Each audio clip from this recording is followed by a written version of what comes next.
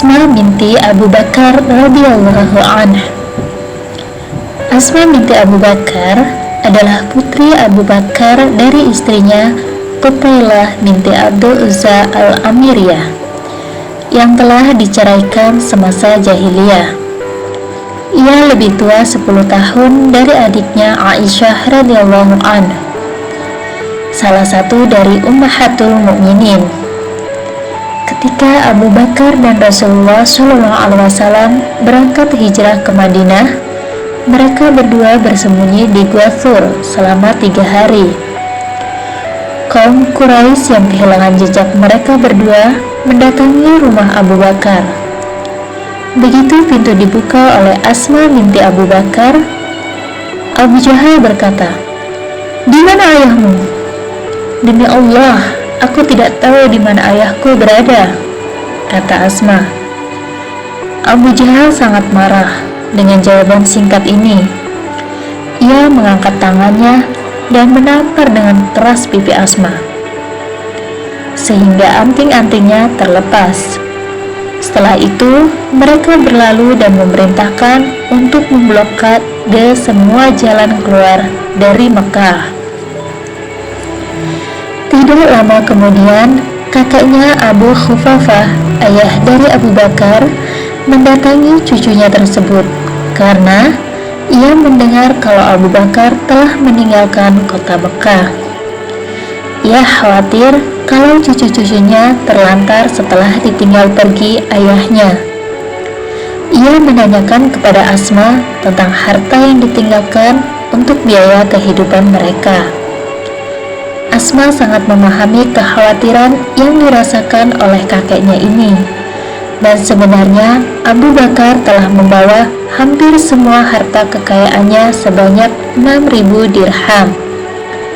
Karena ia bersiasat untuk menenangkan hati kakeknya, ia meletakkan batu kerikil di lubang penyimpanan uang ayahnya dan menutupinya dengan kain. Setelah itu, ia menuntun kakeknya yang telah buta tersebut dan meletakkan tangannya di lubang penyimpanan uang sambil berkata, "Inilah harta yang ditinggalkan untuk kami, kakek."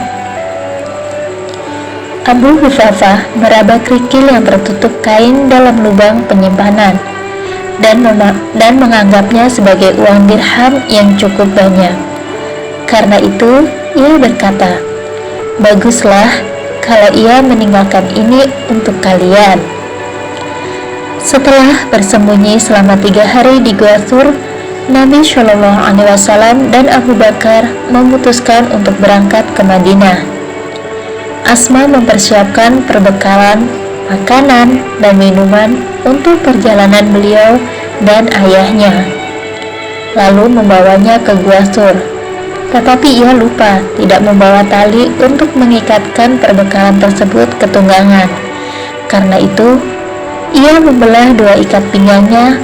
Satu potong digunakan untuk mengikat perbekalan ke tunggangan, satunya lagi dipakai sebagai ikat pinggang. Melihat apa yang dilakukannya ini, Nabi SAW menggelarinya Za'atun Nitaqain, yang memiliki 2 ikat pinggang. Semua peristiwa itu terjadi ketika Asma dalam keadaan hamil. Bahkan suaminya, Zubair bin Awam, telah terlebih dahulu hijrah bersama kaum muslimin lainnya, sebagaimana diperintahkan Rasulullah SAW. Sungguh pengorbanan yang tidak terkira dari wanita perkasa ini, dan semua itu dilakukannya dengan ringan dan ikhlas karena kecintaannya kepada Allah dan Rasul-Nya. Beberapa hari berlalu setelah peristiwa itu. Saat itu, Nabi SAW beserta Abu Bakar telah meninggalkan tenda Ummu Ma'bad. Terdengar suara yang menggema seantero Mekah, suara syair yang diucapkan berulang-ulang. Allah penguasa arsy melimpahkan pahala yang terbaik. 2 orang yang lemah lembut lewat di tenda Ummu Ma'bad. Mereka melanjutkan perjalanan setelah singgah sejenak. Sungguh beruntung orang yang menyertai Nabi Muhammad SAW. Ceritakan apa yang disingkirkan Allah dari kalian karena perbuatan orang-orang yang tidak mendapat balasan. Bani Ka'ab benar-benar menjadi hina karena anak-anak gadisnya. Tanah yang subur adalah tempat duduk bagi mereka yang percaya. Tanyalah saudari kalian tentang domba dan bejananya. Jika kalian tanyakan domba itu, tentu akan melihatnya. Hampir semua penduduk Mekah keluar dari rumahnya untuk mencari siapa gerangan yang mengucapkan syair tersebut. Tetapi mereka tidak bisa menemukan seorang pun. Padahal syair itu masih saja jelas terdengar dan mereka bisa mengikuti jejak suaranya yang berpindah-pindah. Asma binti Abu Bakar juga keluar dari rumahnya, dan ia melihat sosok laki-laki yang bergerak cepat di dataran rendah Mekah sambil melantunkan syair tersebut. Tidak berapa lama ia telah tampak di dataran tinggi Mekah, masih tetap melantunkan syair tersebut. Namun demikian, hanya Asma yang melihatnya, sementara penduduk Mekah lainnya hanya menemukan jejak-jejaknya di pasir dan juga jejak suaranya. Melihat gerakannya yang cepat, tentulah ia bukan manusia biasa, layaknya jin saja atau malaikat. Wallahu a'lam. Yang jelas, dari syair-syair tersebut, Asma dan orang-orang muslim yang masih tinggal di Mekah mengetahui bahwa Nabi SAW berada dalam perjalanan ke Madinah dan berada di jarak yang aman dari pengejaran kaum Quraisy. Beberapa hari berlalu setelah suasana kota menjadi tenang kembali karena hijrahnya Nabi SAW dan Abu Bakar. Asma dan saudara-saudaranya menyusul hijrah ke Madinah beserta beberapa orang muslim yang masih tertinggal. Setelah beberapa hari tinggal di Madinah, ia melahirkan seorang bayi laki-laki yang diberi nama Abdullah. Kaum muslimin, baik dari kalangan Ansor ataupun Muhajirin, menyambut gembira kelahiran Abdullah bin Zubair. Seakan memperoleh durian runtuh, mereka mengelu-elukannya, bahkan membawanya keliling kota Madinah melewati kampung-kampung orang Yahudi. Apa sebabnya begitu heboh penyambutan kelahiran bayi Asma ini? Orang-orang Yahudi di Madinah ternyata tidak senang dengan kehadiran Nabi SAW dan kaum Muhajirin di sana. Mereka mengatakan bahwa dukun-dukun Yahudi telah menyihir orang-orang muslim tersebut sehingga mereka semua akan mandul. Karena itulah ketika Asma melahirkan putranya, kaum muslimin menyambutnya dengan gegap gempita dan membawanya melewati kampung-kampung Yahudi untuk membuktikan bahwa apa yang mereka katakan hanyalah kebohongan semata. Asma sempat mengalami masa-masa sulit dalam kehidupannya, kemudian berbalik menjadi kelimpahan. Tetapi semua itu tidak merubah kesalehannya, dan ia tetap teguh memegang kebenaran.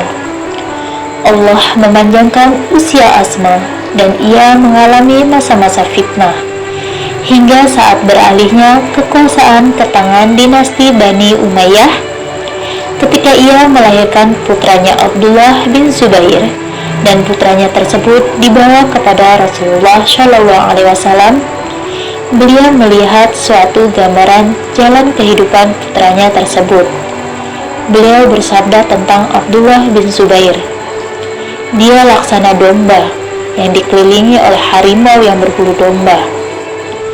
Setelah peristiwa Karbala dan Harrah di Madinah, disusul kemudian dengan kematian Yazid bin Muawiyah, masyarakat Hijaz dan sekitarnya membaiat putra Asma, Abdullah bin Zubair, sebagai khalifah dengan kedudukannya di kota Mekah. Sementara di Syam, Bani Umayyah mengangkat Marwan bin Hakam. kemudian digantikan oleh putranya Abdul Malik bin Marwan. Khalifah Abdul Malik ini membentuk pasukan besar berkekuatan 40.000 orang dengan komandannya yang bengis dan kejam, Hajjaj bin Yusuf As-Saqafi, untuk menyerang Mekah, khususnya untuk membunuh Abdullah bin Zubair. Pasukan Syam ini melakukan pengepungan kota Mekah selama berbulan-bulan sambil menyerangnya dengan menjanik atau ketapel besar dengan peluru batu-batuan dan terkadang berapi, sehingga sebagian Masjidil Haram dan Ka'bah mengalami kerusakan akibat pengepungan ini. Sebagian besar anggota pasukan Ibnu Zubair menyerah atau membelot ke pasukan Hajjaj karena kekurangan makanan dan kelaparan. Tetapi ada juga karena berbagai tawaran kenikmatan duniawilah yang ditawarkan oleh Hajjaj. Para pengikut yang setia mendampingi Ibnu Zubair makin sedikit, dan ia mengkhawatirkan keselamatan mereka. Tetapi mereka ini tidak mau meninggalkannya sendirian sebagaimana teman-temannya, walau nyawa harus menjadi taruhannya. Abdullah bin Zubair menemui ibunya, Asma binti Abu Bakar, yang telah berusia sekitar 97 tahun dan telah buta matanya, untuk mendiskusikan masalah yang dihadapinya.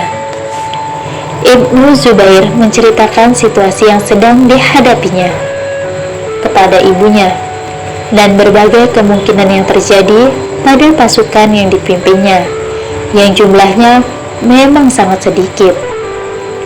Mendengar penuturan putranya tersebut, Asma jadi teringat dengan ramalan Nabi Shallallahu Alaihi Wasallam saat melahirkannya.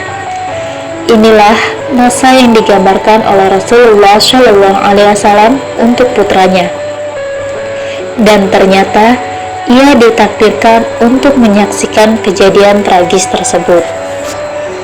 Sebagai seorang ibu yang berhati tegar dan sangat teguh memegang kebenaran, Asma berkata, "Demi Allah, wahai anakku, engkau lebih tahu tentang dirimu. Jika engkau berada di jalan kebenaran dan engkau menyeru kepada kebenaran tersebut, teruskanlah langkahmu. Sahabat-sahabatmu telah banyak yang gugur demi kebenaran tersebut. Janganlah engkau mau dipermainkan oleh budak-budak Bani Umayyah. Tetapi jika sebaliknya, engkau hanya menginginkan dunia, engkau adalah seburuk-buruknya orang yang mencelakakan dirimu sendiri, dan juga orang-orang yang berjihad bersamamu."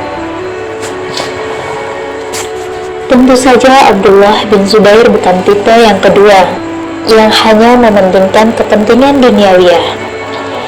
Ketika ia menyatakan kekhawatirannya bahwa Hajjaj akan menyalib dan menyayat-nyayat tubuhnya setelah kematiannya, dengan tegas ibu yang perkasa ini berkata, "Wahai anakku, sesungguhnya kambing itu sama sekali tidak merasakan sakitnya dikuliti setelah ia disembelih. Teruskanlah langkahmu dan mintalah pertolongan kepada Allah."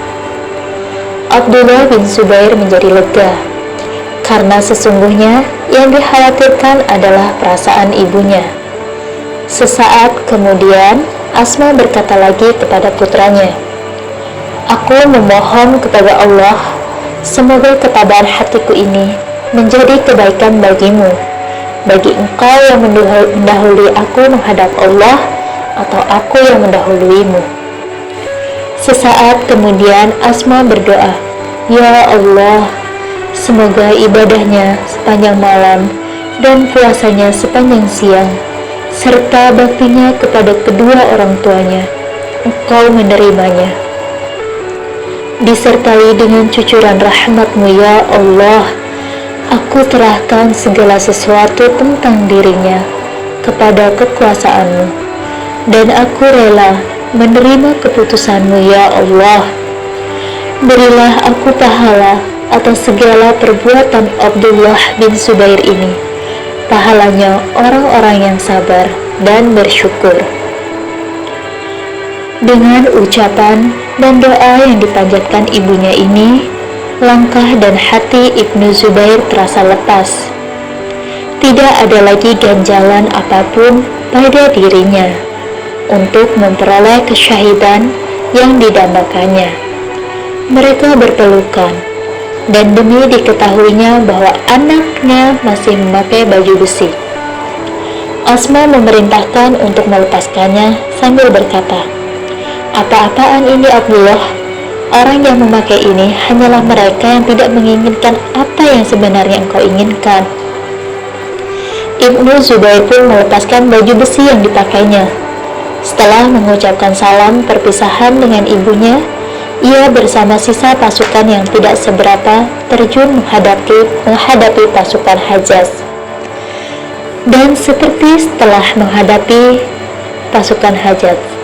Dan seperti telah diperkirakan, mereka menemui syahidnya di tanah haram Mekah, dan Hajjaj menyalib serta menyayat tubuhnya.